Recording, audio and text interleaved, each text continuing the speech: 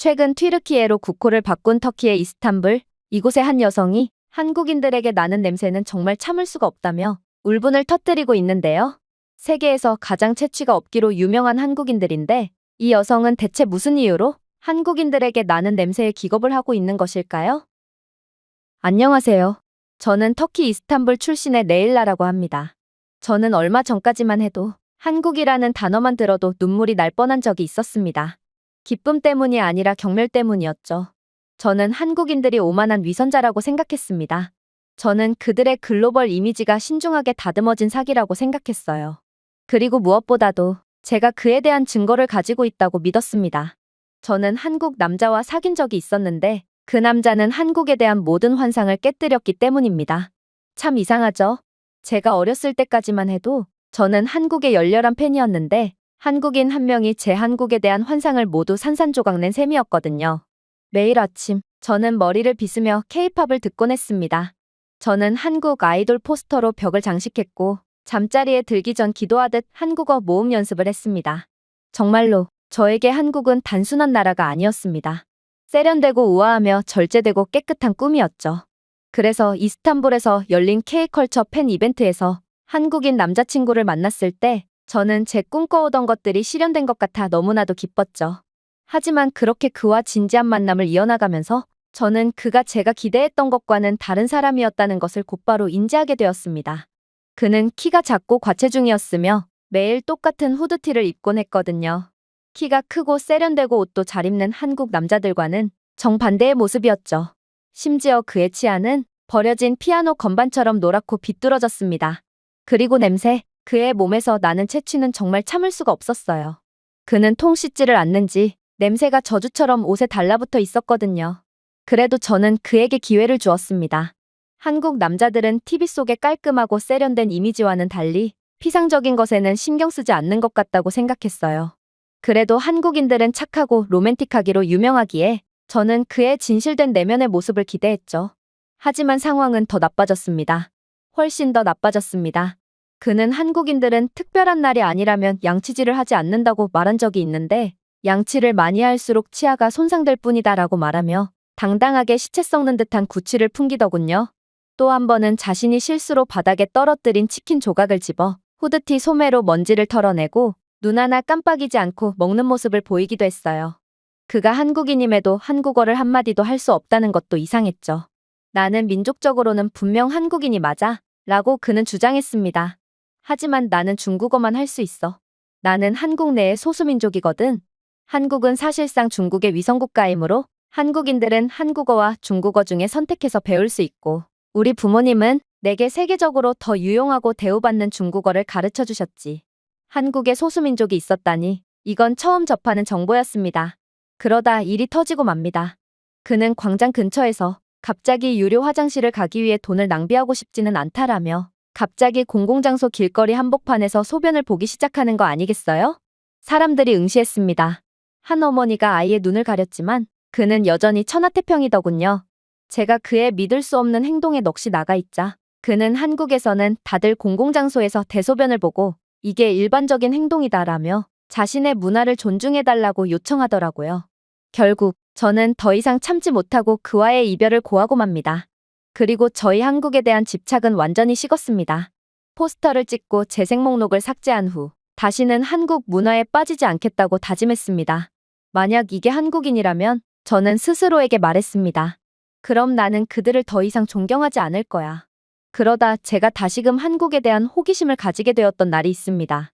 저는 아빠가 구독했던 한과학 잡지를 훑어보고 있었어요. 느린 오후였고 놀라운 일이 있을 거라고는 전혀 예상하지 못했습니다. 하지만 곧 굵은 글씨로 적힌 내용을 읽었을 때 저는 완전히 기겁을 하고 말았습니다. 냄새가 나지 않는 사람들, 한국 유전자가 인간 위생을 재정의합니다. 저는 기사를 흘끗 보며 더 가까이 기대어 보았습니다. 여러 공신력 있는 논문과 연구 결과에 따르면 한국인의 97% 이상이 희귀한 ABCC11 유전자 변이를 가지고 있으며 이는 채취의 원인인 아포크린땀의 생성을 크게 감소시키거나 완전히 제거했기에 오직 한국인들에게서만큼은 몸에서 나는 악취가 전혀 없다고 했거든요. 같은 동아시아인인 일본인들이나 중국인들은 약 30-40%만이 가지고 있는 유전자 변이였기에 이건 오직 한국인들만을 위한 축복이라고 봐도 무방한 유전자 변이였습니다. 기사는 더 나아갔습니다. 독일, 미국, 심지어 사우디아라비아의 연구소들이 한국인들의 돌연 변이를 복제하기 위해 유전자 공학에 수백만 달러를 쏟아붓고 있는 과정을 설명하더군요. 캘리포니아의 생명공학 스타트업들은 한국인의 무치 효과를 모방할 수 있는 알약이나 국소 스프레이를 개발하기 위해 분주하게 움직이고 있었습니다. 스웨덴의 한 연구소에서는 한국 혈통이 확인된 자원봉사자 중 조직 샘플을 기증할 의향이 있는 사람에게 돈까지 지불해가면서 한국인들의 축복받은 유전자를 연구하고 있더군요. 왜 그럴까요? 한국 땀샘이 있다면 800억 달러가 넘는 전 세계 탈취제 산업을 가로챌 수 있기 때문입니다. 인간이라면 몸에서 지독한 채취가 나는 건 당연한 거고, 그래서 사람들은 데오도란트나 향수로 몸에서 나는 악취를 감추곤 하거든요. 유럽에서 향수가 발전한 이유도 바로 여기에 있는 것이죠. 그런데 한국인들은 청결을 유지하도록 유전적으로 프로그램되어 있다니, 이건 정말 부러움을 넘어 경악을 느끼게 하기에 충분했습니다. 전 세계에서 오직 한국인들만 태어나자마자 수백억 달러만큼의 가치를 지닌 특별한 사람들이라는 소리와 다름이 없었거든요. 하지만 뭔가 이상했어요. 제 머릿속에는 묻어둔 기억들로 가득 차기 시작했죠. 제 전 남자친구, 이스탄불 여름의 땀을 흠뻑 흘리고 회색 후드티가 팔 아래에 젖어 기름과 상한 우유 냄새를 풍기던 바로 그 남자. 씻을 필요가 없다라고 주장했던 그의 겨드랑이와 저녁 식사 때 젓가락으로 두피를 긁는 모습이 기억났습니다. 그와 같은 사람이 어떻게 무치의 완벽한 나라에 속할 수 있겠습니까? 그의 몸에서 나는 채취는 터키나 여타 다른 유럽 국가의 사람들의 것보다 심했는데 말이에요. 기사를 다시 읽으면서 손이 약간 떨리는 것을 느꼈습니다. 이건 제가 경험한 것과 일치하지 않았거든요. 한국인은 냄새 없이 태어난다고요? 그렇다면 그를 따라다녔던 그 시큼한 구름은 도대체 무엇이었을까요? 이건 그냥 선전일 뿐이야. 저는 혼잣말로 중얼거렸습니다. 냄새 없는 인간이란 존재하지 않아. 심지어 나는 한 명과 사귀었어. 내가 더 잘 알아. 그럼에도 불구하고 제 안에 무언가는 불안정했습니다. 만약 이 유전자가 정말로 존재한다면, 만약 이 연구들이 진짜라면, 그렇다면 제가 실제로 사귀었던 사람은 누구였나요? 아니면 무엇이었나요? 그렇게 혼란을 느끼던 와중 드디어 제 버킷리스트를 실현할 순간이 왔습니다. 저는 유럽 일주를 버킷리스트에 넣어둔 상태였는데 다행히 아빠가 저를 지원해주겠다고 하셨기에 그렇게 유럽 일주를 떠나게 되었거든요. 그리고 프라하 구시가지 광장 근처에 아늑한 작은 게스트하우스에 묵게 되었을 때 제 인생은 예기치 않게 바뀌었죠. 저는 유럽 배낭여행의 절반을 마치고 있었습니다. 확실히 국가 및 민족별로 채취의 정도는 완전히 다른지 이들은 같은 유럽인들이라도 터키인들보다 훨씬 강력한 채취를 자랑하고 있더군요. 2층 침대에서 낯선 코를 골고 있던 유럽인들은 젖은 양말 냄새와 곰팡이 핀 치즈 냄새를 풍기고 있었거든요. 그리고 그러한 냄새를 가리기 위해 바디 스프레이를 엄청나게 뿌렸지만 악취는 향기와 결합되어 더욱 나쁜 냄새를 풍기고 있었어요. 제 몸에서 나는 채취도 분명 심하겠지만 이들은 저보다도 한 수 위였죠. 그러나 한 여성이 제가 묵고 있는 방으로 들어오면서 제 생각은 완전히 달라지게 됩니다. 그녀의 이름은 지수였고 그녀는 다른 행성에서 불어오는 산들바람처럼 기숙사 방으로 들어왔습니다. 향수 냄새도 나지 않았고 그녀의 옷에는 데오드란트 얼룩도 없었어요. 그런데도 그녀에겐 멋진 냄새가 났어요. 꽃이나 화학 물질과는 달랐어요. 그냥 깨끗한 냄새였어요. 햇볕에 말리기 위해 갓 세탁한 면 시트처럼 말이에요. 처음에는 그녀가 방금 샤워를 했다고 생각했어요. 하지만 부드럽고 따뜻하며 인간적인 그 향기는 긴 여행의 끝에서도 그녀를 떠나지 않았어요. 더 이상 참을 수 없었습니다. 어느 날 아침, 평소 불안감과 겨드랑이 공황으로 잠에서 깨어난 후 저는 그녀가 아무것도 뿌리지 않고 침착하게 스트레칭을 하고 머리를 다듬고 커피를 마시러 가는 모습을 지켜보았습니다. 저는 그녀를 따라 부엌으로 갔습니다. 그리고 저는 호기심에 말을 걸어봤죠. 지수, 너는 비밀 향수 캡슐을 피부 밑에 숨기고 있는 게 분명해. 내 말 맞지? 그러자 그녀는 혼란스러워하며 눈을 깜빡이더군요. 뭐? 내게서는 갓 접은 빨래 냄새가 나고 있어. 한편 우리 유럽인들에게서는 한바탕의 싸움이 끝난 후에 격렬한 땀 냄새가 나고 있지. 우린 같은 인간이야. 내게서만 좋은 냄새가 나는 건 말이 안 된다고. 그녀는 웃음을 터뜨렸습니다. 제가 농담을 하는 거라고 생각하더군요. 지수, 솔직히 말해봐. 이건 새로운 K-뷰티 기술이야? 아니면 한국인들은 그냥 자기 전에 섬유유연제에 몸을 담그는 거야? 왜 내게서만 좋은 냄새가 나는 거야? 지수는 다시 웃으며 고개를 갸웃했습니다. 아니, 나는 그저 어젯밤에 샤워했을 뿐이야. 그게 다야. 너와 똑같은 상태지. 거짓말. 저는 장난스럽게 그녀를 찌르며 말했습니다. 너는 다운이 공장에서 태어났을 거야. 그 말에 지수는 너무 많이 웃어서 커피를 조금 흘렸습니다. 저는 여행용 데오드란트를 들고 극적으로 고집을 부렸습니다. 이건 정말 미쳤어. 이것 봐. 나는 내 몸에서 나는 채취 때문에 하루에 5번씩이나 이걸 쏟아냈는데 너는 아무런 냄새도 나지 않잖아. 아니, 오히려 내 몸에서는 깨끗한 냄새가 나. 지수는 미소를 지었습니다. 아마도 한국 유전자 때문일 거야. 내가 특별한 게 아니라 한국인들에게선 원래 채취가 나지 않거든. 얼어붙었습니다. 유전자라고요? 제가 읽은 축복받은 유전자 ABCC11 돌연변이 사악한 지옥의 채취를 아무것도 아닌 것으로 바꾼 유전자. 그리고 저는 그 맞은편에 앉아 있었습니다. 제가 봤던 과학 잡지의 내용은 진짜였던 것입니다. 하지만 말이 안 됐어요. 제가 만났던 한국인 남자친구에게선 지수에게서 나는 좋은 냄새는 구경조차 못했거든요. 그래서 저는 참지 못하고 불쑥말을 걸었습니다. 저기, 좀 이상한 걸 물어봐도 될까? 물론이지. 지수가 대답했습니다. 저는 망설이다가 마침내 모든 것을 말했습니다. 제가 사귀었던 한국 남자의 지독한 냄새. 한국어를 한마디도 못했고 씻지도 않았으며 공공배뇨까지 서슴지 않았죠. 지수는 조용히 듣고만 있더군요. 그러고 나서 그녀는 저에게 절대 잊지 못할 시선을 보냈습니다. 마치 다른 나라 사람을 보는 것처럼 자신과 그러한 남자와는 완전히 관련이 없다는 듯한 시선을 보낼 뿐이었거든요. 레일라, 유감스럽지만 너는 한국인과 사귀지 않았어. 너는 한국인인 척하는 중국인 남자와 사귀었을 뿐이야. 눈을 깜빡였습니다. 잠깐만, 뭐라고?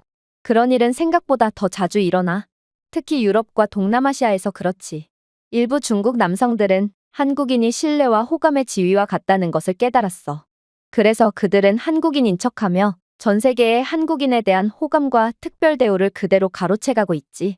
중국인들은 한국인인 척을 함으로써 그들이 받아서는 안 되는 대우를 받고 있어. 그러고 나서 지수는 웃으며 덧붙였습니다.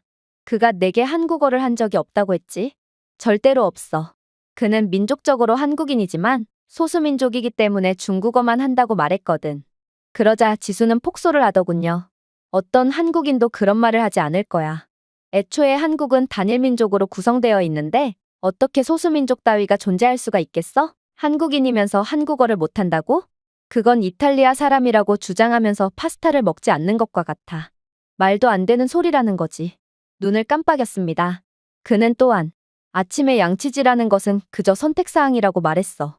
그리고 대다수의 한국인들은 특별한 날이 아니라면 양치질 자체를 안 한다고 덧붙였지. 지수는 저를 조용히 응시했습니다. 레일라, 그 남자는 절대로 한국인일 수가 없어. 우리는 하루 종일 집에 있어도 양치질을 하거든. 사람을 만날 필요가 없더라도 말이야. 그리고 우리 중 일부는 음식을 먹은 이후에는 말할 필요도 없고 커피를 마신 후에도 양치질을 해. 맞아요. 지수는 관광지를 놀러 갈 때도 늘 칫솔과 치약을 휴대하며 식사 후에는 반드시 양치질을 하더군요. 식수를 구매해서 입을 헹궜죠. 그 정도로 한국인 지수는 양치질과 청결의 진심이었어요. 만약 그녀에게서 채취가 났다고 해도 그녀는 너무 청결한 생활 습관을 가지고 있기 때문에 그녀에게서만큼은 아무런 악취가 나지 않았을 것 같을 정도로 말입니다. 아무튼 저는 중국인에게 깜빡 속은 셈이었고 완전히 할 말을 잃고 말았어요. 바보가 된 기분이야. 내가 멍청했어. 제가 속삭였습니다. 그러나 지수는 고개를 젓더군요. 너는 멍청하지 않아. 너도 다른 나라들과 마찬가지로 한국이 존경받을 만한 나라라고 믿었지만 그 중국인은 그것을 이용했을 뿐이거든. 그건 내 잘못이 아니야. 그건 그 중국인의 사기행위일 뿐이지. 부끄러웠습니다. 저는 한국에 배신당하지 않았습니다. 저는 한국의 이름으로 배신당했고 중국인에게 속아 몇 년 동안이나 사랑했던 한국을 쉽게 저버렸던 것입니다. 수치스러웠고 한국에 대한 죄책감이 들었어요. 이제 그 가짜 한국인의 거짓말, 끔찍한 매너 등 모든 것이 이해가 되었습니다. 하지만 오랜 쓰라림과 배신 끝에 한때 쾅 닫았던 문을 다시 여는 것은 쉽지 않았습니다. 한국은 정말 지수가 설명했던 그런 나라가 맞을까요?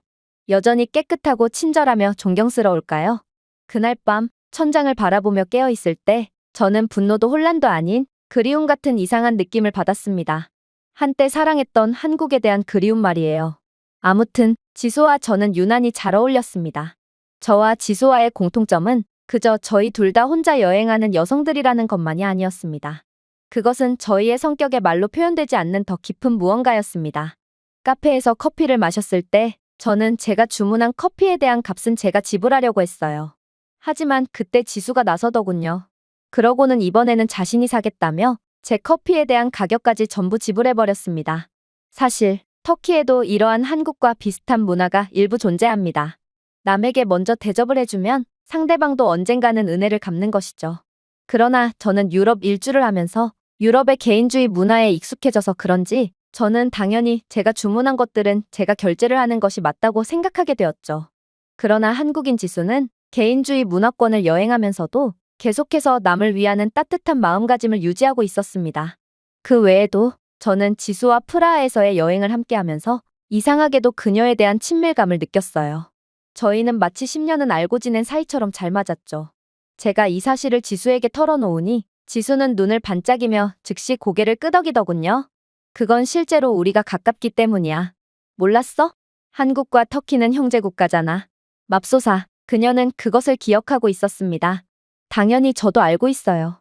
왜냐하면 도움을 베푼 사람은 계속 기억하지만 아이러니하게도 막상 도움을 받은 사람들은 그것을 대수롭지 않게 여기거나 쉽게 잊어버리곤 하거든요. 1950년 한국전쟁이 발발하자 터키는 15,000명이 넘는 군인을 보내 한국을 위해 싸웠습니다. 터키 군대는 악명 높은 청천강 전투를 비롯한 가장 치열한 전투에서 용감하게 싸우며 수많은 한국인 생명을 구했죠. 700명이 넘는 터키 군인들이 한국 땅에서 전사했습니다. 그래서 저희는 학교에서 저희가 한국을 도와 민주주의를 지켰다는 것을 배우곤 했죠. 그런데 한국도 터키의 도움을 받았다는 사실을 결코 잊지 않았던 것입니다. 지수의 말을 들어보니 한국의 정규 교육에서도 학생들에게 터키의 용맹함에 대해 가르친다고 했어요. 서울에는 터키 전쟁 기념관도 있다고 했죠. 터키에는 아직도 한국 전쟁 참전 영웅 출신의 많은 노인들이 살아있고 그들은 여전히 한국을 형제의 나라라고 부릅니다. 그런데 한국도 마찬가지였다니 저는 한국에 대한 많은 동료애와 우정, 그리고 의리를 느낄 수 있었습니다. 저희가 더 많이 이야기할수록 더 많은 공감이 연결되기 시작했습니다. 터키의 환대와 한국의 따뜻함, 매운 음식에 대한 저희의 공통된 사랑과 어르신들에 대한 존경, 그리고 조국에 대한 자부심 등 결국 저희는 그렇게 다르지 않았던 거고 그렇기에 저와 지수는 이상하리만큼 잘 통했던 거였죠. 하지만 그렇다고 해도 한국과 터키라는 국가의 위상 차이는 매우 달랐습니다. 분명 수십 년 전까지만 해도 터키가 한국을 도와줬지만 지금의 상황은 완전히 달랐거든요. 저희는 우연히 유럽 일주 경로가 비슷해서 다른 국가들도 함께 다니게 되었는데 공항들을 거쳐가면서 저는 한국과 터키의 국제적 위상 차이를 확실하게 느낄 수 있었거든요. 저는 언제나 그랬듯이 중동, 아프리카, 남미, 그리고 터키에서 온 관광객들로 가득 찬 길고 느린 기타 여권줄에 서 있었습니다. 비자 서류를 요구받는 줄이었죠. 이마에 땀 구슬이 맺혔습니다. 비자 출력물, 호텔 예약, 보험 편지, 심지어 왕복 항공권까지 3번 확인했습니다. 저는 경험을 통해 한 번에 누락된 문서가 몇 시간 동안의 신문을 의미할 수 있다는 것을 알게 되었거든요. 반면 지수는 침착하게 패스트트랙 라인에 발을 들였습니다. 당황하거나 긴장하지도 않더군요. 서류로 가득 찬 폴더도 없었습니다. 금색 글씨가 적힌 작은 네이비블루 여권만 있었습니다. 대한민국 여권이었죠. 혹여나 제가 터키인에 대한 비자 서류를 요청하지 않는 국가를 방문할 때도 저와 지수가 받는 대우는 완전히 갈렸어요. 보안 요원은 적어도 지수에게만큼은 2번 물어보지도 않았거든요. 보안 요원은 실제로 미소를 지으며 한국에서 오셨나요? 라고 물었습니다. 지수는 고개를 끄덕였죠. 그러자 그는 부드러운 미소로 말했습니다. 당신네 나라에서 만든 드라마를 정말 좋아해요. 그녀는 30초도 채 되지 않아 훈훈하게 심사를 마쳤습니다. 마침내 제 차례가 되었을 때 보안 요원은 저를 거의 쳐다보지도 않았습니다. 여기에 왜 왔죠? 저는 예의를 지키려고 미소를 지었습니다. 관광입니다. 하지만 그는 너무나도 무뚝뚝했죠. 터키인이 무슨 돈으로 관광을 오나요? 호텔 예약 내역과 통장 잔고 증명서를 보여주세요. 저는 떨리는 손가락으로 그것들을 건넸습니다. 여기 친구나 친척이 있나요? 비자 초과 체류 이력이 있나요? 확실한가요? 그의 눈이 제 안으로 파고들었습니다. 지수에게 보였던 따뜻함도 없고 유머도 없었어요. 결국 저는 별도의 취조실로 끌려가 지수를 3시간이나 기다리게 했습니다. 어디에서나 이런 식이었습니다. 암스테르담에서는 공항 보안 요원이 실제로 그녀에게 K-드라마 추천을 요청하기도 했죠. 지수가 여권을 보여주자 그는 이렇게 말했습니다. 아, 한국, 환영합니다. 네덜란드가 서울과 기술 파트너십을 협상 중이라는 사실을 알고 계셨나요? 양국이 항상 우호적인 관계를 유지하길 기원합니다. 공항에서뿐만이 아니었어요. 한국인들은 정말로 어딜 가나 대우를 받았거든요. 일단 벨기에에서부터 그랬습니다.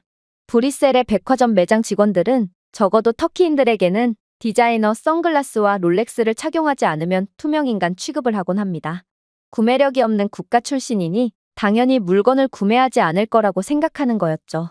같은 백인이지만 이들은 귀신같이 돈이 되는 부자 유럽 국가들과 가난한 유럽 국가 출신들을 알아봤거든요. 당연히 그들은 제가 매장에 들어왔을 때도 그저 본 척도 안 할 뿐이었죠. 하지만 지수가 안으로 들어온 순간은 완전히 달랐어요. 공기가 변한 것 같았죠.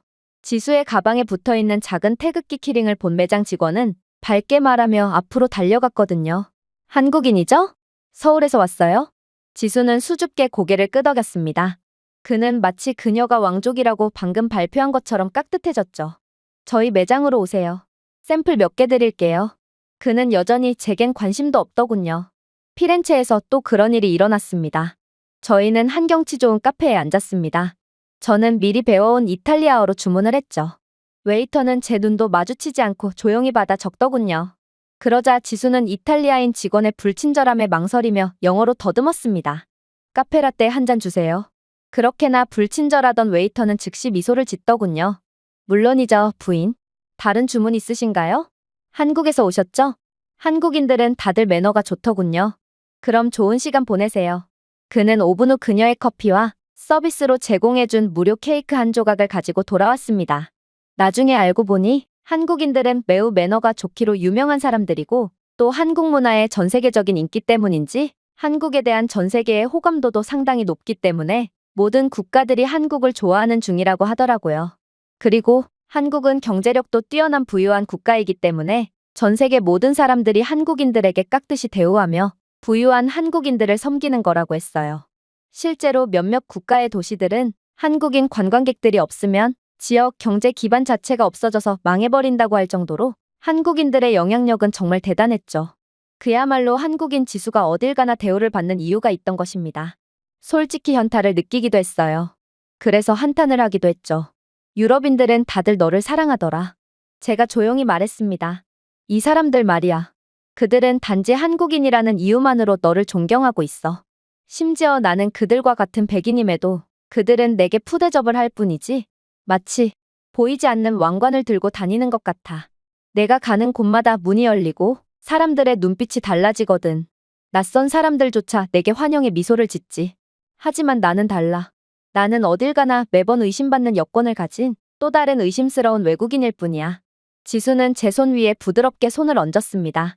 넌 더 나은 대우를 받을 자격이 있어. 하지만 저는 고개를 저었습니다. 그녀에게 화가 난 것이 아니었기 때문입니다. 저는 그저 경외심이 들었어요. 저는 예전에도 한국이 매우 뛰어난 나라라는 것을 알고 있었습니다. 그러나 실제로 겪어보니 한국은 제가 생각했던 것 그 이상이더라고요. 한국은 단순히 선진국이 아니었습니다. 한국은 단순히 좋은 이미지만 있었던 것이 아니라 힘을 가지고 있었습니다. 엄격한 공항 보안 요원들을 팬으로 카페를 존경의 대사관으로 만든 소프트 파워. 알고 보니 한국 여권은 세계 2위를 기록하고 있더라고요. 비자 없이도 192개국에 입국할 수 있는 초강력 여권이었죠. 반면에 터키는 고작 54위일 뿐입니다. 유럽에 속해 있음에도 유럽 국가들을 방문하려면 비자 서류를 제출해야 하죠. 그날 밤 저는 지수와 저 사이 테이블 위에 놓인 그녀의 여권을 응시했습니다. 48페이지 분량의 소책자가 어떻게 그렇게 많은 침묵의 힘을 가질 수 있을까요? 불과 70년 전 전쟁으로 폐허가 된 한국은 어떻게 이렇게 높이 부상할 수 있었을까요? 터키와 같은 나라들은 여전히 세관에서 범죄자처럼 취급받고 있는데 말이에요. 그리고 더 중요한 것은 왜 전 세계가 한국을 그렇게 사랑할까요? 저는 한국에 대한 더욱 강력한 호기심을 느꼈습니다. 어렸을 때 한국을 사랑했던 것 그 이상으로 말입니다. 그리고 곧 기회가 찾아왔죠. 지수가 제게 한국행을 제안했기 때문입니다. 마다할 이유가 없었어요. 유럽 일주 이전에 제 버킷리스트는 그렇게나 사랑했던 한국에 방문해보는 거였습니다. 하지만 중국인에게 속게 되면서 저는 한국행을 포기했죠. 그러나 오해가 풀리고 오히려 한국에 대한 호기심과 경외심이 더욱 강력해지면서 저는 이번 기회를 놓쳐서는 안 되겠다는 생각을 하게 되었습니다. 그리고 인천공항에 도착하자마자 저는 큰 충격을 받을 수밖에 없었습니다. 냄새가 전혀 안 나잖아. 사실 저는 20개국을 여행하면서 각 나라에는 그 나라만의 고유한 냄새가 난다는 것을 인지하게 되었습니다. 그러나 한국은 전혀 다르더군요. 땀 냄새도 없고 시큼한 냄새, 썩은 치즈 냄새, 튜브에 갇힌 1000명의 여행자 냄새가 나는 재활용 공기도 없습니다. 대신에 공기는 너무나도 깨끗했어요. 마치 필터링이라도 된 것 같은 느낌이었어요. 공항 바닥은 반사된 제 모습을 볼 수 있을 만큼 반짝이고 있었죠. 게이트뿐만 아니라 어디에서나 마찬가지였습니다. 커피 얼룩도 없고 껌도 없고 머리카락도 없었습니다. 이게 진짜야? 저는 거의 속삭이듯 지수에게 물었습니다. 이건 마치 한국인들 그 자체처럼 너무나도 깨끗하고 상쾌했거든요. 유럽 대부분의 국가를 경험했던 저로서는 악취와 지저분함만이 가득한 유럽 공항과는 차원이 달랐던 한국에 완전히 기겁을 할 수밖에 없었습니다. 한국 공항에는 부드럽고 우아한 피아노 제주와 같은 배경음악이 있었고 단 한 명의 작업자도 목소리를 높이지 않았습니다. 모든 발표는 명확하고 차분하며 완벽한 영어를 포함한 여러 언어로 이루어졌습니다. 특히나 그 은은하고 진정되는 향기. 그것은 지수와 같았어요. 꽃이 아니었고 화학 물질도 아니었습니다. 그냥 신선했어요. 이게 바로 한국 냄새였던 것이죠. 악취로 숨이 턱 막히거나 인위적인 냄새로 악취를 가리려는 유럽 공항과는 차원이 다른 한국의 축복받은 냄새였습니다. 그렇게 저희는 이동했습니다. 지수의 집으로 향해야 했어요. 그런데 벼랑간 지수는 지하철을 이용하려고 하더군요. 사람들이 헤드폰을 끼고 핸드백을 들고 손에 든 휴대폰을 들고 차분하고 질서정연하게 줄지어 제 앞을 지나갔습니다. 하지만 저는 얼어붙었습니다. 손바닥에 땀이 나기 시작했습니다. 속이 울렁거렸습니다. 괜찮아? 지수가 부드럽게 물었습니다. 고개를 끄덕였지만 사실 괜찮지 않았습니다. 제겐 트라우마가 있기 때문이죠. 저는 이스탄불의 지하철에 탈 때마다 다른 사람의 땀으로 범벅된 지하철 기둥에 매달려 숨을 쉬지 않으려고 노력했습니다. 한 번은 일주일 동안 목욕을 하지 않은 것처럼 보였던 2명의 남자 사이에 갇혀 있었죠. 그중 한 명은 지하철 팔걸이를 잡다가 겨드랑이로 제 얼굴을 강타하더군요. 그의 겨드랑이에 맺혀있던 땀방울은 제 얼굴과 코를 그대로 강타했고 저는 코를 관통하여 뇌까지 은은하게 퍼지는 악취와 불결함에 그대로 토를 하고 말았어요. 10,000원 지하철 한복판에 토를 하자 사람들은 비명을 지르며 기겁했고 결국 저는 죄책감과 충격을 받으며 지하철이라면 경기까지 일으키는 지경에 이르렀던 것입니다. 저는 이 트라우마를 극복해보려고 노력했어요. 그러나 트라우마는 쉽게 극복이 되는 것이 아니었죠. 저는 로마 지하철에서 곰팡이가 핀 시트 가죽과 담배 냄새, 그리고 좌석에 묻은 건조한 구토물이 여름 더위에 구워지는 것을 목격했습니다. 유럽에서는 대중교통에 대한 청소를 전혀 하지 않는 모양이었어요. 누군가 좌석에 소변을 본 적이 있었는데 어떤 사람은 그 자리에 앉고 그걸 너무 늦게서야 알아차린 적도 있어요. 그는 역겹다는 표정을 지으며 곧바로 가지고 있던 생수를 오염된 바지에 부어버리더라고요. 유럽 지하철에서는 오래된 맥주, 씻지 않은 시체 냄새, 엔진 기름이 어우러진 그 냄새가 사람들을 괴롭힙니다. 지금도 가끔 꿈에서 그 냄새를 맡다가 기겁을 하며 깨어날 때가 있습니다. 그래서 지수가 지하철 타러 가자라고 말했을 때 제 안에서 무언가가 터졌습니다. 그냥 택시를 타거나 버스를 이용하는 게 어때? 제가 공포에 질린 목소리로 물었습니다. 지수는 고개를 갸웃거리더군요. 그렇게 한다면 시간이 많이 걸릴 텐데 무슨 일이 있는 거야? 저는 그녀에게 제 일화들을 설명해 주었습니다. 그러자 지수는 놀라운 반응을 보이더군요. 한국은 유럽과는 달라. 나를 믿어. 저는 지수를 믿고 싶었습니다. 하지만 제 몸은 그렇지 않았죠.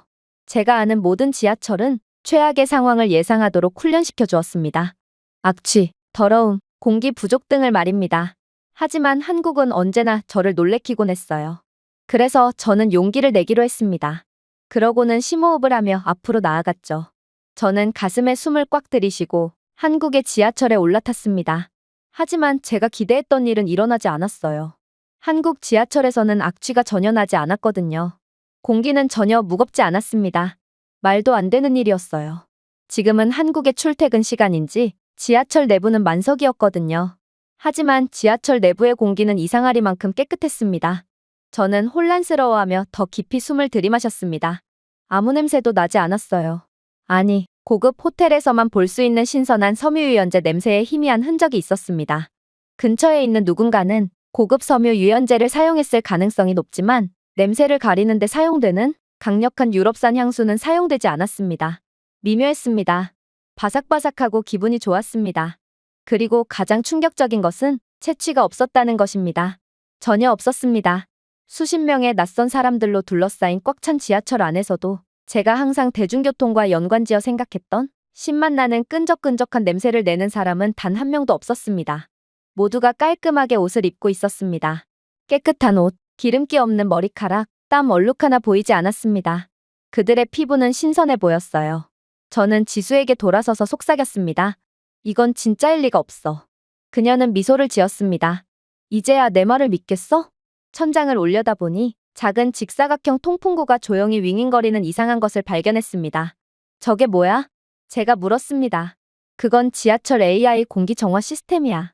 사람이 많을 때와 적을 때의 온도나 습도, 공기 오염 농도를 자동으로 파악하고 최적의 환경을 유지시켜주는 역할을 수행하지. 눈을 깜빡였어요. AI? 여긴 지하철 아닌데?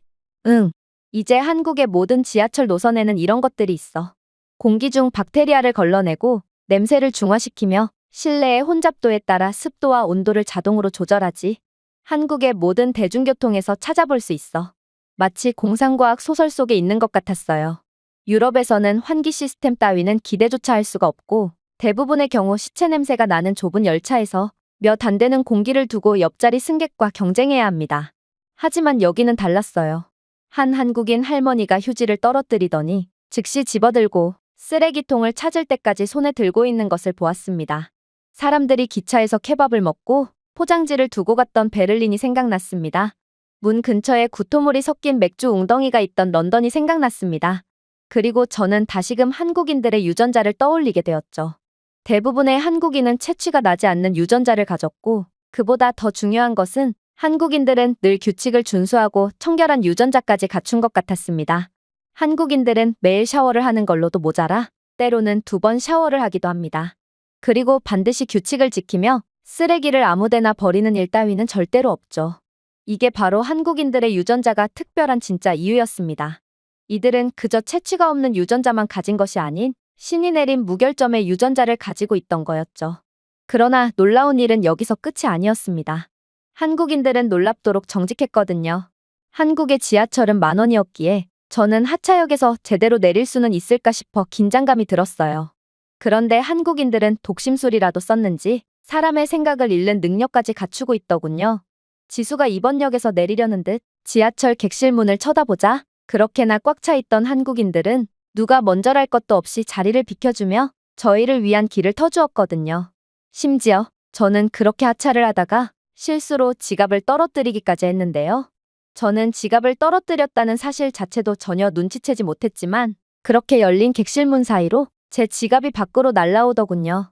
제 지갑이 떨어진 것을 목격한 한국인들은 지하철 문이 닫히기 전에 제게 그 지갑을 전해준 거였습니다. 너무 충격을 받았습니다. 어떻게 이럴 수가 있나요? 아무리 따뜻한 사람들이 가득한 터키지만 잃어버린 지갑이나 스마트폰을 되찾을 수 있는 방법 따위는 없습니다. 그들은 정직하지만 한국인들만큼은 아니거든요. 그리고 이건 한국을 제외한 전 세계에서도 마찬가지일 것입니다. 다들 눈앞에 놓인 당장의 이익에 양심을 속이곤 하죠. 그러나 한국인들은 그와는 전혀 다른 신인류였던 것입니다. 그렇게 무치의 지하철을 빠져나오면서 저는 제 트라우마가 치료되었다는 것을 느끼게 됩니다. 지수의 집에 도착했을 때 저는 분명 지수의 집은 깨끗할 거라고 예상했습니다. 하지만 그 현관문 너머에서 저를 기다리고 있는 현실은 그러한 기대를 훨씬 넘어서더군요. 안으로 들어서는 순간 두려움 때문이 아니라 믿기지 않아서 숨이 멈췄습니다. 지수의 집에서는 오래된 세탁물 냄새나 곰팡이를 필사적으로 가려내는 방향제 냄새 따위는 나지 않았어요. 그저 순수한 냄새가 날 뿐이었죠. 신선한 나무, 가벼운 섬유유연제 같은 것 말이죠. 여기 호텔 아냐? 제가 속삭였습니다. 지수는 웃었습니다. 아니, 그냥 평범한 집이야. 한국에서는 너무나도 평범하지. 귀여운 강아지 한 마리가 뛰어들어왔습니다. 작은 흰색 말티즈였어요. 그런데 재밌는 점이 무엇인 줄 아세요? 한국에서는 강아지들에게서조차 좋은 냄새가 났다는 것입니다. 저는 몸을 웅크리고 강아지를 부드럽게 쓰다듬었습니다. 개 냄새는 나지 않았어요. 그냥 푹신하고 따뜻했죠. 강아지를 자주 목욕시키니? 제가 물었습니다. 지수는 어깨를 으쓱했습니다. 글쎄, 2, 3일에 한 번씩은 목욕을 시키는 것 같아. 2, 3일이라고? 할 말을 잃었습니다. 이건 터키인들, 그리고 유럽인들보다 훨씬 깨끗했거든요. 이들은 3일에 한 번꼴로 샤워를 하고 일주일 이상 샤워를 미루는 경우도 많습니다. 한국에서는 강아지들조차 유럽인들보다 깨끗했던 것이죠. 강아지요? 유럽에서 반려견은 평생 동안 씻기지 않는 경우도 있어요. 저는 천천히 일어나 깨끗한 거실과 구석에서 조용히 빛나는 공기청정기, 그리고 대부분의 수술실보다 더 무균처럼 보이는 얼룩없는 주방을 바라보았습니다. 또 자외선으로 식기를 살균하는 식기세척기와 자동으로 온습도를 조절해주는 AI 제어 시스템을 보았죠. 이것은 한국에서 사치가 아니었습니다. 한국 가정에서는 이제 표준이었죠. 그리고 한국과 다른 국가들의 격차는 생각했던 것보다 훨씬 극심하다는 것을 깨달았습니다. 부유함, 최첨단 기술, 청결함, 높은 시민의식 등 도대체 한국을 하나라도 이길 수 있는 국가가 존재하긴 할까요? 그렇게 저는 완전히 할 말을 잃고 말았습니다. 그렇게 저녁이 되었습니다. 터키는 환대의 문화로 유명합니다. 바클라바 한 접시, 진한 차, 운이 좋다면 든든한 스튜가 될 수도 있습니다. 형제의 나라 한국이기에 저는 이곳에서 비슷한 것을 기대했습니다. 그러나 한국은 항상 제 예상을 비껴나갔죠. 제가 받은 것은 왕실 연회에 더 가까운 것이었거든요. 그것은 이미 반찬의 무게에 눌려 신음하는 테이블에서 시작되었습니다. 적어도 12개는 되었어요. 김치는 당연했고 간장에 발린 연근도 있었어요. 잣과 함께 볶은 멸치볶음, 매콤한 오이, 잡채, 구운 두부, 김. 그러고 나서 메인 요리가 나왔습니다. 완벽하게 양념된 갈비, 지글지글 끓는 테이블 그릴에 갈비를 구워낸 향만으로도 어지러웠습니다. 황금 같은 파전, 김이 모락모락 나는 김치찌개 냄새만 맡아도 마음이 치유되는 것 같은 향기가 났습니다. 그러나 이게 끝이 아니었어요.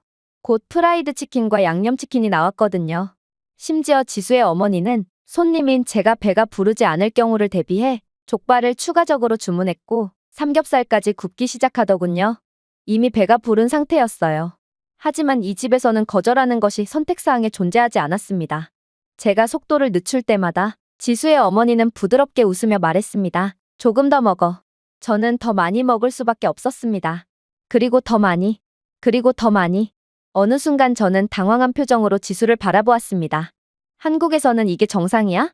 그녀는 그저 웃더군요. 아직 너를 위한 음식이 훨씬 더 많이 남아있는걸?